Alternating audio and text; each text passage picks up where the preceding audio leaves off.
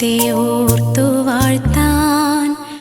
യേശുവിന്റെ ഏറ്റവും പ്രിയപ്പെട്ട കുഞ്ഞെ, ആർക്കും തെറ്റുപറ്റാം. ആർക്കും, ഏത് കൊലകൊമ്പനും വിശുദ്ധനും തെറ്റുപറ്റാം. നാവ്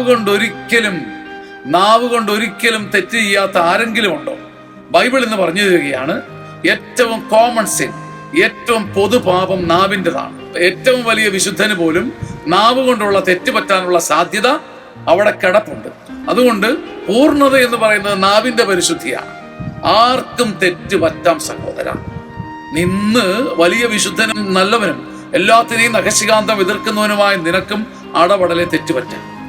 നാവ് കൊണ്ട് ഒരിക്കലും തെറ്റ് ചെയ്യാത്ത ആരെങ്കിലും ഉണ്ടോ എന്ന് ബൈബിൾ ചോദിക്കുന്നു. ഈ ചോദ്യം നമ്മുടെ ചങ്കിനെ എളിമപ്പെടുത്തട്ടെ.